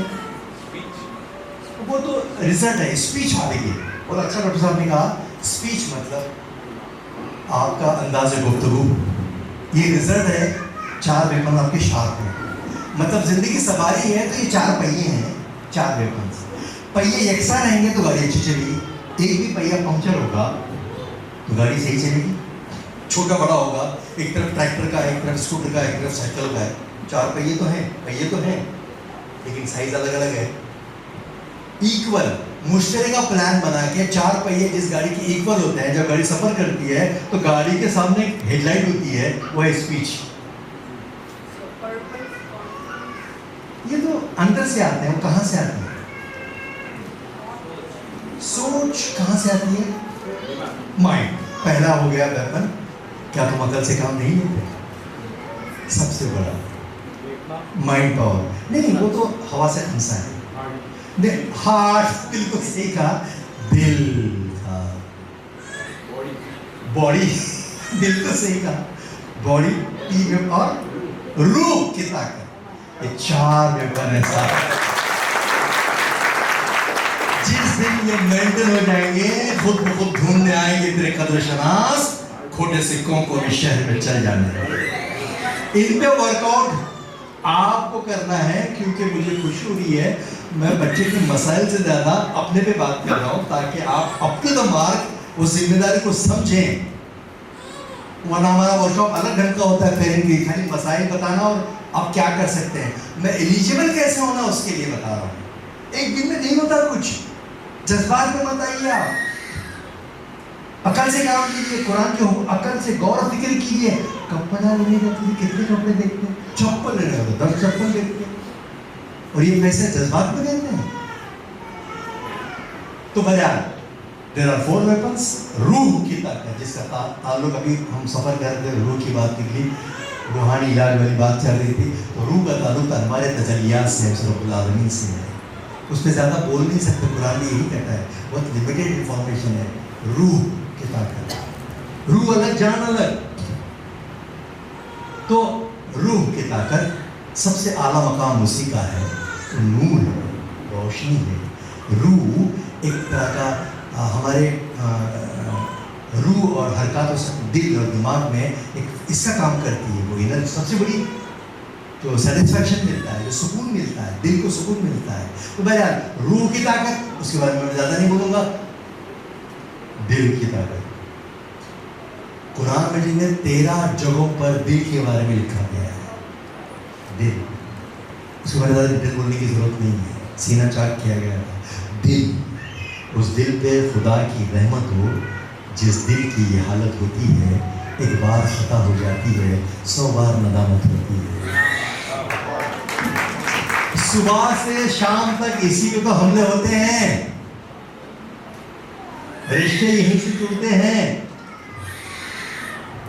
नियतें यहीं से बनती हैं, दिल में फतूर आता है, दिल में जिंदा दिल या मुर्दा दिल, पहले ये चेक कर लेना मेरा दिल जिंदा है कि मुर्दा है। कैसे समझ में आएगा? करीबी रिश्तेदार की कामयाबी पे खुश होता है, समझना जिंदा है।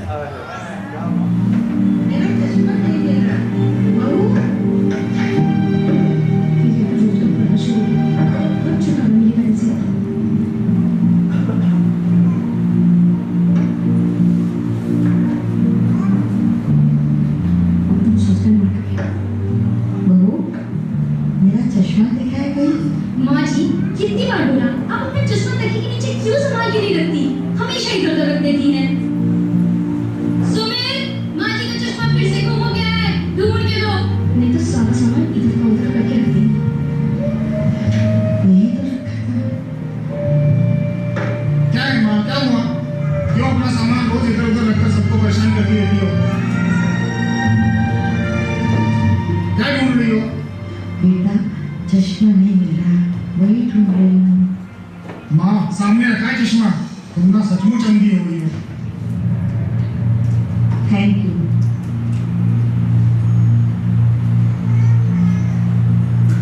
राहुल, बैग पैक किया? टिफिन रखा? पेंसिल कटर सब रख लिया ना? कुछ भूले तो नहीं? अच्छा, बेटा अभी तक नाश्ता नहीं किया, स्कूल बस आ जाएगी, जल्दी करो, चलो। मम्मी, आप इतनी बड़बड़ करती हो, कभी आपसे मुझे छुटकारा मिलेगा?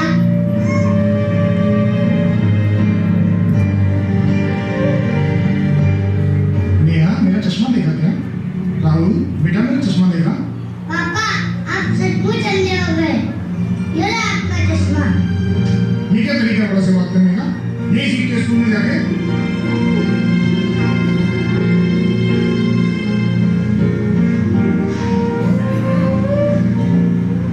पापा, मैं स्कूल में नहीं सीखा, आपसे सीखा हूँ।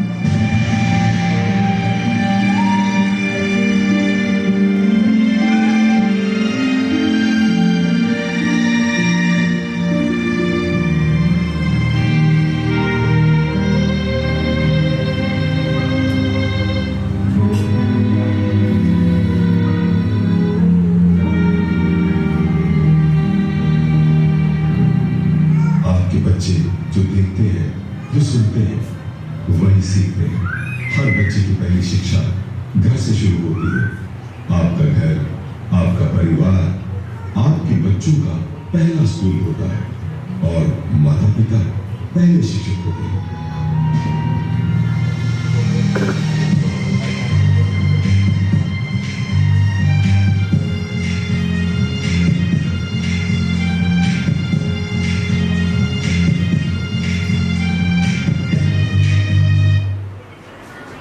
क्योंकि आप उसके प्रोटेक्टर हैं, उसको बहुत सारा एजुकेटेड करना चाहिए। बेटा तुम्हारे बदन के ऐसे कौन से हिस्से हैं जहाँ हम भी हाथ नहीं लगाते, लगा नहीं सकते।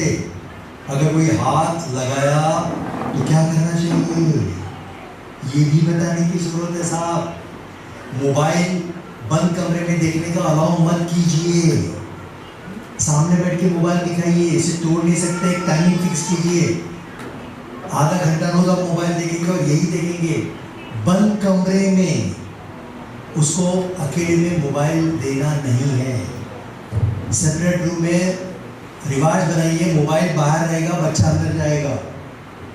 ये कुछ प्रिकॉशंस है, घर के उसूल बनाने पड़ेंगे कि जिससे खतरा है। हम बच्चों पे तो बहुत मेहनत करते हैं, इसलिए बच्चा रिजल्ट अच्छा दे रही है। 10 मिनट भी लेट आती है बच्ची तो सब परेशान हो जाते हैं, फोन शीट होता है, अरे गाड़ी नहीं पहुंची, क्या हुआ, कितनी फिक्र लेते हैं। और लड़का 2 घंटे लेट आता है, कान पे झूले देखते सब आपके। इनको प्रॉपर जोड़े मिलना मुश्किल हो जाएंगे। बच्ची की तरबियत पे आप बहुत ध्यान देते हैं, इसलिए अच्छी बात नहीं हो। और बाद में उसको लेवल पे पता चलता है मैं पढ़ रही हूँ इसलिए आज़ादी है, जिस दिन फेल हो जाऊंगी वो आज़ादी भी जाएगी साहब। मरती क्या ना करती, अच्छा पढ़ती। जितनी सख्तियां हम लड़कियों पे करते हैं उतनी ही बराबर फिक्र सख्ती लड़के के करें साहब। वो बाप को पहले बदलना पड़ेगा। बाप की आदतें बच्चा करता, कब भी आता कब भी जाता। कमाल की बात है, हम आज़ादी जो रिस्पेक्ट मिलना चाहिए ख़वातीन को वो तो देते हैं, लेकिन प्रेशर कितना देते हैं। प्लीज, बच्चा घर के काम कर रहा है, दूध लाने 2 घंटे लगते हैं क्या? वो देर से आता है तो उसको जवाब देना पड़ेगा कि देरी कहाँ हुई, अभी से ही कि वो गुमसुम, ये सारी चीजें जो है आई कॉन्टेक्ट से पता चलती है, उसकी सोच क्या हो रहा है। तो बहरहाल ये कुछ चीजें थी। और दूसरी बात सबसे आखिर, जुबानें अपनी जगह अहमियत रखती हैं, सभी जुबानें अल्लाह की हैं, लेकिन अब दौर है अंग्रेजी मीडियम का, ये कम्युनिकेशन स्किल है, ये वक्त की जुबान है, लेकिन अपनी जुबान मत कटवाइए, मातृभाषा, क्योंकि हमारी जुबानों में हमारी तारीख पोशीदा है, कल्चर है, तहजीब है, तमद्दुन है। ये भी जो मज़ा ले रहे हैं आज से 50 साल बाद ये अशार को कोई समझेगा भी नहीं। फिनिश। 1000 एक ज़बान बनने के लिए 1000 साल का अरसा होता है, तब जाके एक ज़ुबान मैच्योर होती है, कल्चर डेवलप होता है। और जो कौमें अपनी ज़ुबान कटवाती हैं उनकी आने वाली नस्लों की हैसियत कटी पतंग की तरह हो जाती है। कोई बेस ही नहीं होता उसके पास, न कल्चर है, न तहजीब है, न तारीख है। ज़ुबान कटी के साथ प्लीज़ अपनी ज़ुबान मत कटवाइए। गुजराती इंपॉर्टेंट है, ज़रूरी करना है, तेलुगु है, मलयालम है, सपने मेरे ख्याल से इंग्लिश में नहीं आते अभी भी, आते नहीं, इंग्लिश में आना जरूरी। अपनी ज़ुबान के जरिए दुनिया की हर ज़ुबान सीखी जा सकती है। क्रिएटिविटी, ख्वाब मदर टंग में ही देखे जाते हैं। अपनी ज़ुबान, बच्चे को आप इंग्लिश मीडियम स्कूल में डाल रहे हैं, अब टीचर बोलता वाटर, तो मेरी माँ क्या बोलती है उसको, क्या बोलती, कहाँ से सीख रहा है? अपनी ज़ुबान से सीख रहा है, सिंपल बात है। तो एक तारीखी वाक़या बोल के मैं अपनी बात खत्म कर देता हूँ। एक मौलाना अबुल कलाम आज़ाद जो एजुकेशन मिनिस्टर थे, वायसराय से हमेशा डिस्कस मीटिंग ही चलती थी। हालांकि उनकी अंग्रेज़ी, मौलाना अबुल कलाम आज़ाद की अंग्रेज़ी पंडित जवाहरलाल नेहरू से अच्छी थी, लेकिन जब वो बात करते थे उर्दू में बात करते थे, और वो अंग्रेज़ उनके दोनों के बीच में एक ट्रांसलेटर रहा करता था और बात करते थे। तो ट्रांसलेटर ने बातों बातों में तर्जुमा अलग से किया, तो मौलाना काफ़ी, मैंने अंग्रेज़ी में उससे कहा कि मैं ये कहना नहीं चाह रहा था, आपने इसको ऐसा मोड़ दिया, मैं ये कहना चाह रहा था। तो अंग्रेज वायसराय ने कहा, मौलाना साहब आप तो अंग्रेज अच्छी तरह जानते हैं, फिर आप बोलते क्यों नहीं? उन्होंने बहुत तारीखी जुमला कहा, आप हजारों मील दूर से आकर अपनी जुबान छोड़ने को तैयार नहीं है और मैं अपने घर में अपनी जुबान नहीं बोलूँ। एहसास कमतरी अपनी जुबान को लेकर इतनी ज्यादा आ चुकी है, इनमें खुद एतमादी नहीं आएगी साहब। तो प्लीज ये इशारा करना पेरेंटिंग का एक हिस्सा है, क्योंकि जुबानों में पोशीदा है शख्सियत साजी। ये लास्ट वीडियो देखते हैं, इसी के साथ हम आपसे इजाजत चाहते हैं।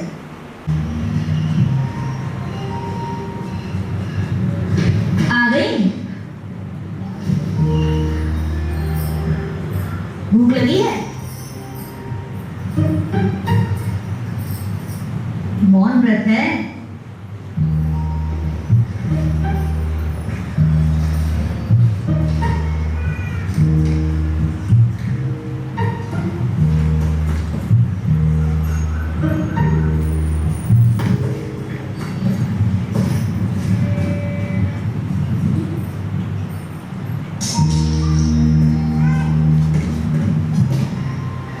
सुनिए पंखों वाली अम्मी, तुम परियों की रानी हो।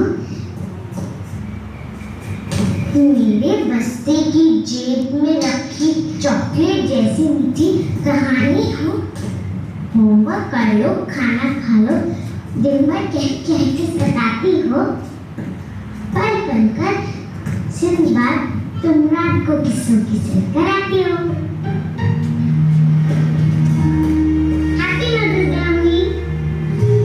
तुमने लिखा है? वाह मेरे नन्ही शायरा।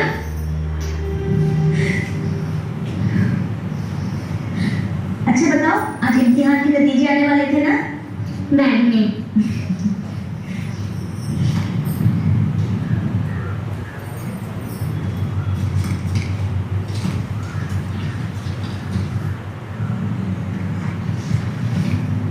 मैथ्स में 45 आउट ऑफ 50, हिंदी में 48। अरे वाह, हमारे इंग्लिश तो काफी होशियार है। अरे ये क्या है? इंग्लिश की टेस्ट शीट। लेकिन ये खाली क्यों है? इसमें मुझको अपना सपना लिखना था अंग्रेजी में। तो मुनीजा, तुम तो अंग्रेजी स्कूल में ही पढ़ती हो, लिखा क्यों नहीं? अम्मी हमें अंग्रेजी सपने नहीं आते। मेरे सपने में सिर्फ तुम होती हो, अब्बू होते हैं, जलेबी के पेड़ होते हैं, रबी की नदियाँ होती हैं, फूल के झूले होते हैं, खिलौने के पहाड़ होते हैं, जिन और परियां भी होती हैं, कभी कभी नाना नानी आते हैं। तब तुम ही बताओ, इसमें कौन बात करते हैं अंग्रेजी में? अम्मी, हम सब कुछ तो अंग्रेजी में सीख रहे हैं, अब हमारे सपनों को तो अपनी ज़बान में रहने दो।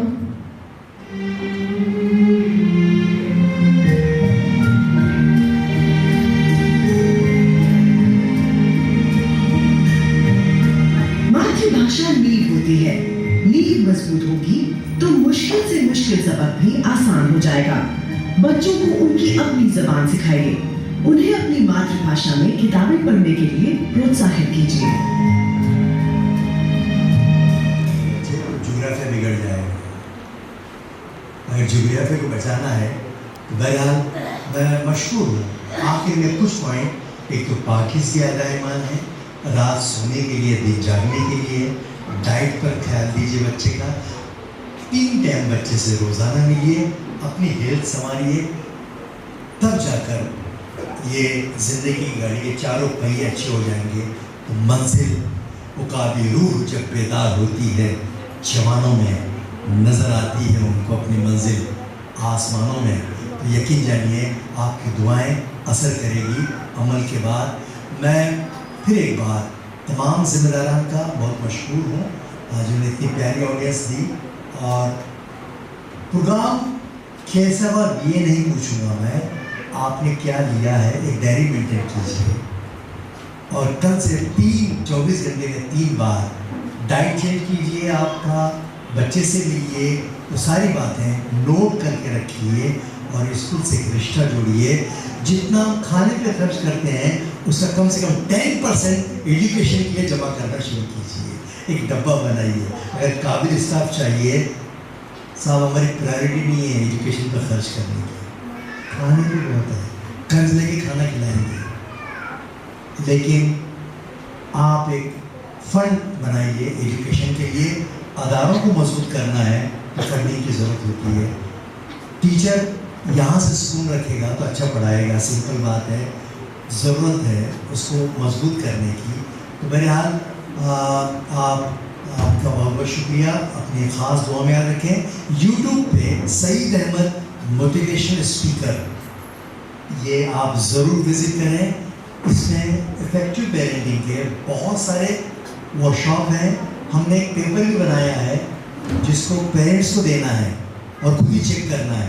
तो बहुत सारी नई नई चीज़ें जो यहाँ आप सुना नहीं पाया वक्त की किल्लत की वजह से, आप ज़रूर विज़िट करें। कोई सवाल है तो आप मुझे मेल के ज़रिए भी पूछ सकते हैं या अपने तासुरात यूट्यूब पर देख कर भी मुझसे राय ले सकते हैं।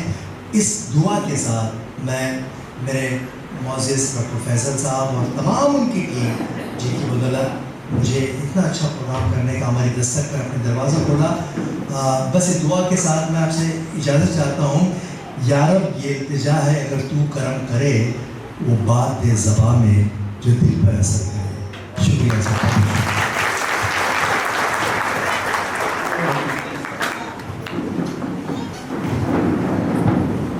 माशाल्लाह, thank you so much sir.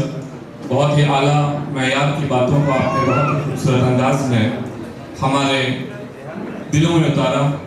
ये काम कोई मामूली शख्स कर ही नहीं सर का शुक्रिया अदा किया गया। Thank you so much sir. अब मैं इनवाइट करूंगा हमारे वाइस प्रेसिडेंट सर जनाब तबरेज़ भाई वाड़ीवाला साहब से कि वो वर्ड ऑफ थैंक्स के जरिए इस प्रोग्राम का इख्तिताम करें।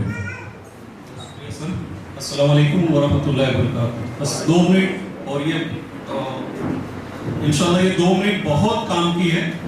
मैं रिक्वेस्ट करूंगा सभी से कि बस 2 मिनट और बर्दाश्त कर ले मुझे जी। पहले तो मैं शुक्रिया अदा करूं डॉक्टर्स ग्रुप बैठे हैं तो डॉक्टर ही निकल रहा है, सईद अहमद साहब का, जिन्होंने अपने इल्म से अपने तजुर्बे से हम सबको आज वो सिखा दिया जो शायद हम बूढ़े हो जाते फिर भी नहीं सीख पाते हैं। तो हमने तरबियत सीखी है और इंशाअल्लाह हम मिलकर कंधे से कंधा मिलाकर तरबियत करेंगे अपने आने वाली नस्लों की, अपने औलादों की इंशाअल्लाह।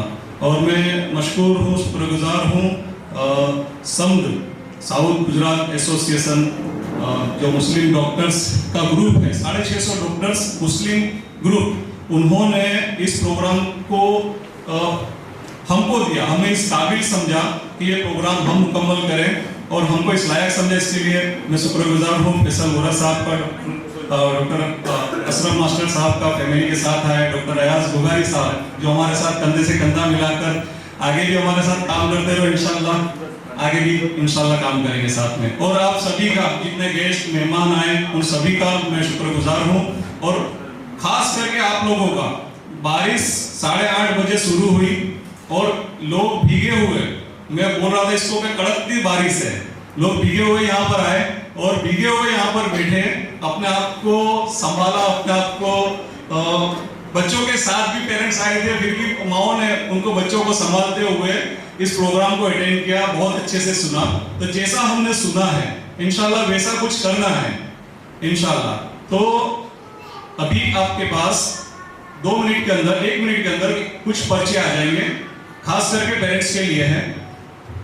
उस पर्चे पर एक असाइनमेंट है आपके लिए, होमवर्क दिया जा रहा है आज हमको, जैसे बच्चों को टीचर्स वगैरह देते हैं, हम सभी के लिए एक असाइनमेंट है। अगर पेरेंट्स के अलावा भी हम में से किसी के पास भी आ जाता है वो पर्चा, तो इंशाल्लाह उस पर काम करेंगे।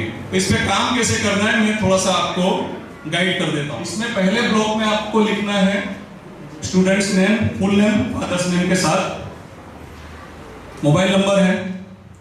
अब पहला जो है, सेमिनार के पहले आपके विचार क्या थे? सेमिनार पहला तमारो विचारो शू आता, यानी ये जो सेमिनार आपने अटेंड किया उसके पहले की जिंदगी या उसके पहले के ख्यालात आपको इस पर लिखने हैं।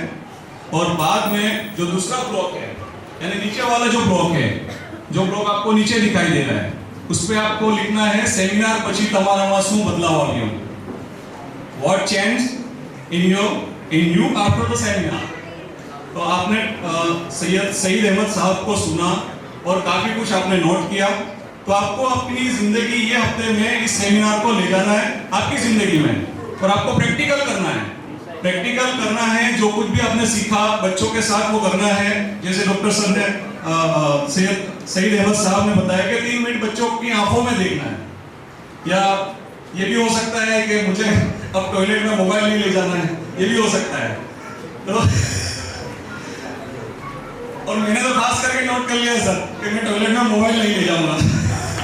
इंशाल्लाह बाकी सब भी इसी तरह हिम्मत दिखाएंगे इस पर्चे पे, जैसे मैंने स्टेज पे दिखाई है। और ये वादा किया है कि मैं आइंदा टॉयलेट में मोबाइल नहीं ले जाऊंगा।